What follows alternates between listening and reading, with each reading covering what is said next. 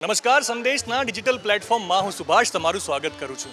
પ્રથમ પહેલા સમરીએ રે સ્વામી તમને સુંઢાળા, રિદ્ધિ સિદ્ધિના દાતાર મારા દેવતા, મહેર કરો ને મહારાજ રે.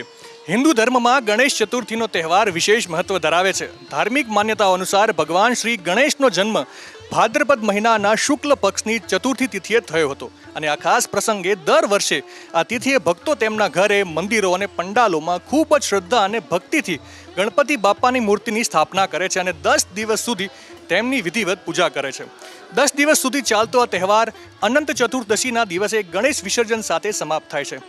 તો આજે સંદેશ પરિસરમાં પણ ભગવાન ગણેશનું આગમન થઈ ચૂક્યું છે. તો ચાલો મિત્રો, ભક્તિ ભાવથી અને સાચા દિલથી ભગવાન ગણેશનું આગમન કરીએ અને હૈયે હરખ રાખીને મહારાજને વધાવી લઈએ. તો જેમ મિત્રો મેં આપને કહ્યું એ મુજબ સંદેશ પરિસરમાં ભગવાન ગણેશનું ગણપતિ બાપાનું આગમન થઈ ચૂક્યું છે અને તમામ કર્મચારીઓમાં આજે હરખ સમાતો નથી. આપણી સાથે અત્યારે મેઘાબેન હાજર છે. એમને પૂછીશું, મેઘાબેન કેવું લાગી રહ્યું છે? પહેલાં તો ગણપતિ બાપ્પા મોરયા. આજે ગણેશ ચતુર્થી છે અને આજના દિવસમાં ગણપતિનું ડેકોરેશન વગેરે કર્યું આખી ટીમે અને બહુ જ બધા એક્સાઇટેડ બી છે. સંદેશ પરિસરની અંદર ગણપત દાદાનું આગમન થઈ રહ્યું છે. અમે છેલ્લા લાસ્ટ 5 વર્ષથી ગણપત દાદાની પહેલા દિવસે આરતી કરીએ છીએ અને સંદેશ પરિસરમાં એમનું આગમન કરીએ સારી રીતે. આપણી સાથે સેજલબેન અત્યારે હાજર છે. એમને પૂછીએ કે ભગવાન ગણેશનું જે સંદેશ પરિસરમાં આગમન થયું છે, કેવો ઉત્સાહ છે અને કેવો માહોલ છે? સૌથી પહેલાં તો ગણપતિ બાપ્પા મોર્યા.